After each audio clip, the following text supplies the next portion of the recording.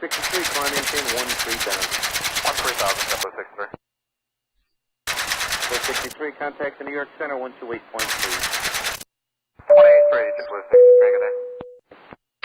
Hello, Captain. Hello, everybody. Welcome to part 2 of our pre-flight and walk-around series. You're watching the Sky Lounge, and you're watching the Sky Academy. As you can see, we've made ourselves an excellent new logo here for you to check out. Everybody's winding down for the holidays, but once again, a very happy holidays to you all.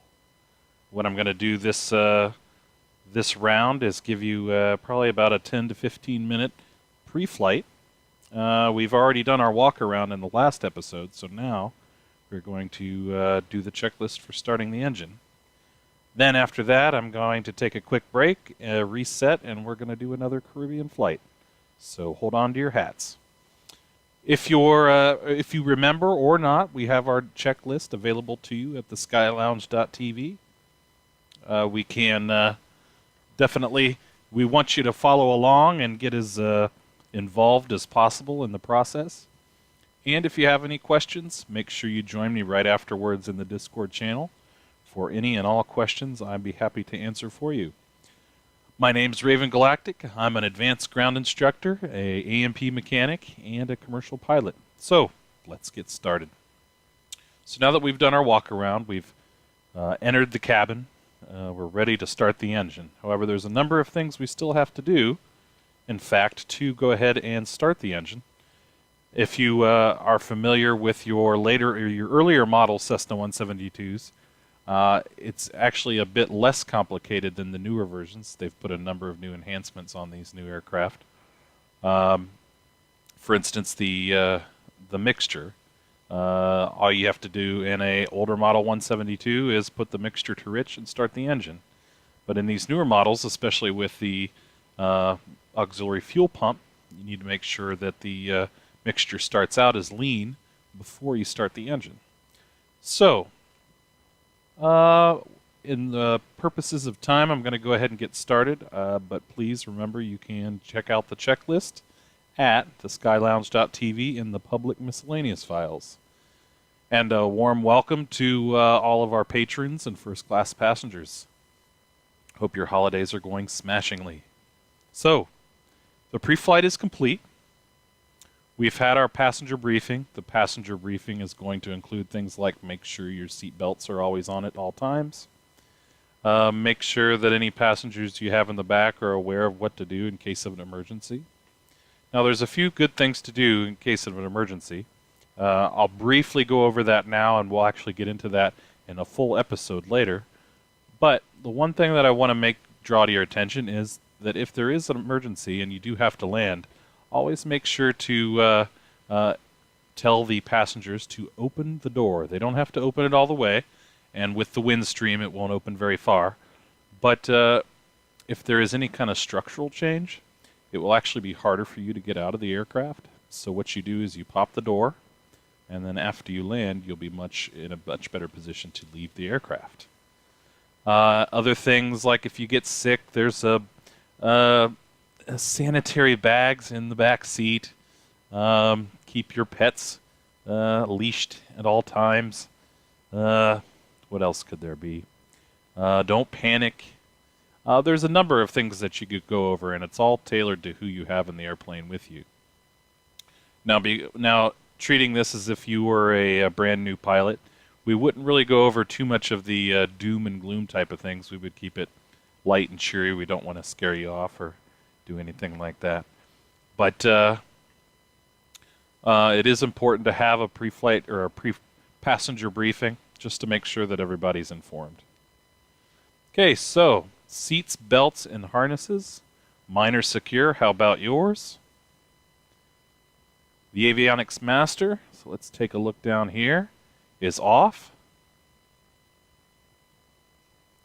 The autopilot is off. That's this right over here. Beacon is on, so we're going to go ahead and turn that beacon on, even though there are no even though there is no power yet. We want to make sure that at least that's on aircraft starts. I did emphasize in the last series that keep your lights on for safety at all times. Because the checklist doesn't say to keep them on, I'm going to go ahead and follow the checklist for this time around. But I would encourage you to always have your lights on. Okay, so the beacon is on. The throttle, watch the throttle over here, the silver knob with the black button. We're going to open that about an inch, half an inch. That's just what that does is it opens the fuel flow to allow the fuel to enter the engine. Whereas if you have it off or pull out, a lot of times the fuel will actually, or the engine will not get enough fuel to give you a good start to the aircraft. Mixture is idle cutoff. Just to show you there, that's the red knob. Mixture is the mixture of air and fuel in the aircraft to the aircraft engine. And when it is full lean, it means that there's a minimum amount of air into the system. And when it is full rich, it means there's a maximum amount of gas fuel in the fuel-air mixture. So we started off as lean. In this position, the engine really can't function because there is too much air in the mixture and not enough combustion. Brakes, hold. We went ahead and through the beauty of Flight Simulator, I've already placed the parking brakes on. Control period to release. And now we can start the aircraft. So, take a look down here. We have our master switch. If you look under here, you can only barely see it, but one says Alt for alternator. I'm going to turn that on. And one says BAT for battery. The battery is the direct line that starts the direct amount current that starts the engine, and the alternator is turning mechanical energy back into electrical energy so that you can have a full battery throughout the flight. We're going to turn our auxiliary fuel pump on. Now this is not installed in all planes, but we're using the R and S series Cessna 172, which does have a fuel pump. So let's go ahead and turn that on. And you'll hear the fuel pump start up. And one thing I want to draw to your attention is that the fuel flow will actually, if you right in the center of your screen on the right side of the round dial. So let's turn this back off here. Okay, notice it says 0 gallons per hour, and there's no draw on the engine. In the amperage area, see this right here, amperage and fuel flow. But once I hit the button, there is a draw, a negative draw on the battery, so the battery is using energy but not able to replace it, and that there is a slight increase in the gallons per hour of the fuel flow. So the next thing we do is mixture rich. You hear that there is more of a draw on the engine. That means there is fuel entering the engine. Mixture idle cutoff. And auxiliary fuel pump off. What we've done here is we've primed the engine to start. We've made sure that there's no air in the fuel lines, and the fuel line is completely filled with a fuel-air mixture that will start the engine. And that is very important. A number of issues can affect that. The temperature. If it's very hot, there's a different amount of fuel that will start the engine as if there is cold. Also, fuel is heavier. Let me see. Fuel is more dense when it is cold because the molecules are colder and they are closer together. And it would be harder to start also because of the oil. The oil, which is always in the aircraft, has a tendency to become more viscous. It becomes more of like a syrup than a hot run. Than if it were hot, a hot running engine would have a very much thinner consistency of oil. And that's what I'll get into this in a different episode, but there's 10W30. The 10W stands for weight, and the 30 stands for viscosity. Okay, so we've our aux fuel is off. We've primed the engine. We're going to yell clear to make sure that there's nobody, no furry critters or people or tow bars or anything else in the air, near the aircraft. So we're looking around. Don't see anybody here. Welcome, patrons. Sir Gremlin, thank you for your patronage. Okay, we don't see anybody in the area. We're on an active runway, so it's probably going to be pretty clear of people. Not to say about aircraft, but once again, the beauty of the flight simulator. All right, so propeller area clear. We're going to turn our magnetos on. Our magnetos can be found on what you would call in a car the ignition switch. Remember, the magnetos turn mechanical energy into electrical energy in a pretty complex process. So we'll get into that in our electronics and electrical series. I know you can't wait for that one. So now we're both magnetos. We have a dual fail-safe, so if the left magneto goes out, the right magneto will still operate the engine. And then we start. Now before we start, it says magnetos start, mixture rich smoothly, and check the oil pressure. So here we go. I'm going to turn the engine, slowly put the mixture into full rich, and what we do immediately is we check the oil pressure. So we're going to come over here. Yeah.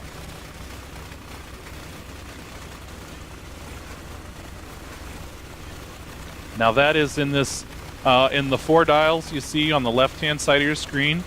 It's the lower left-hand dial. And you see that we have oil pressure is in the green. It is positive. It means that oil is flowing through the engine. And through the beauty, we have a 62 pounds per square inch of pressure on the oil. So that means that it's lubricating the parts, it's keeping them cool, it's preventing the friction from building up inside the metal parts of the engine. Next thing we do is we check the avionics master. Now, just before we do that, and while we're here at the engine gauges, fuel flow is not going to be that great because we're at idle. The fuel is at 26. Remember, we measure fuel by weight on the ground during our ground briefing. So we know that this Cessna 172 gets an average of 2 hours of flight time before you have to land with a 30-minute reserve. So we don't rely on the fuel because it can be notoriously inaccurate. Most basic engines use a float type system to measure the amount of fuel in the engine, and a lot of times that float can stick, especially over time.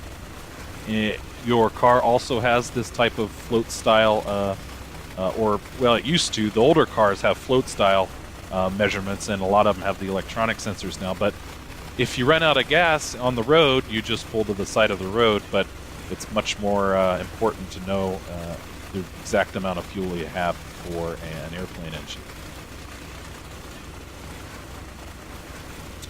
Now, see, my training, Mike, has mostly been in the older model 172s, and the rule of thumb there is make sure always be safe. Always measure when you're measuring the distances between the two airports that you're going to be flying from or to. Make sure that you use the pilot's operating handbook to tell you the right amount of time. But in the older model 172s, it was 2 hours total for me. Welcome, Mr. Chili. Okay, so next on our list is the avionics master comes on. Now at this exact moment, we see that there's no power going to the radio. It's important that we have a different master switch for the avionics, because if we started up the engine and there was a power surge of some sort, just power surge is the same as with your computer, and you have a power strip hopefully connected to it. The power surge could overload and break all of the electronic equipment, costing you lots of thousands of dollars. So we're going to go ahead and go down here. Avionics Master's on. Beeps and squeaks and lights. Oh my. Alright. So now that we've done that, we're going to take a look at our... We're at idle. We're not using a lot of gas. This is our time to go ahead and put in our frequencies. Hit standby. We have two frequencies, a standby frequency and a main frequency. Once again, we'll get into that in the radios class. Lights on is required. Once again, I totally like to have as many lights on as possible. So I have my landing light on, taxi light, navigation lights, strobe lights. Pitot heat if it's cold. There's a high risk of ice, especially in instrument meteorological conditions, but can also form in clear weather. So you have that heater there to make sure that any condensation in the pitot heat turns into to water and goes out the drainage hole. We're going to lean. It's a hot day out today, and when it's a hot day, your mixture should be leaner. You don't need as much fuel to maintain the right amount of engine, and you'll actually be wasting fuel, and the engine will run rougher. Okay, we'll check our flaps up, and indeed they are. There goes the flaps down. That's the flaps up. We'll just go ahead and give a visual check here and make sure that the flaps are up. One of the things that I'm excited about seeing how VR works is, let's just go ahead and show you. This is what it looks like from the inside. You'll see your flaps going down, flaps going up. One of the things about VR, which is great for P3D and Flight Simulator and X-Plane, but probably bad for streaming, is the ability to turn your head as if you were actually in the aircraft. So now our start checklist is complete. And we've gone through a number of steps to get the aircraft running. I've done a thorough job of telling you all about the different aspects, but giving you some how do I put it? Suggestions as to what we will be learning in the future, which I hope you are on board and participate with as well. So, right now, that's all that I have for this episode. So what's going to happen is I'm going to take a quick break, reset the aircraft, and gear up for another Caribbean flight for your in the holidays, especially for those with the polar vortex. I would like to see some nice weather. Wouldn't we all? So, signing off for the next few minutes. I will see you in just a minute.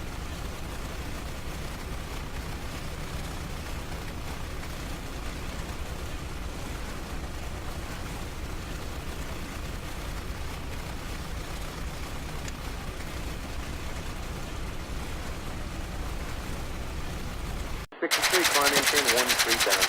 13,000, 63. 463, contact the New York Center, 128.3.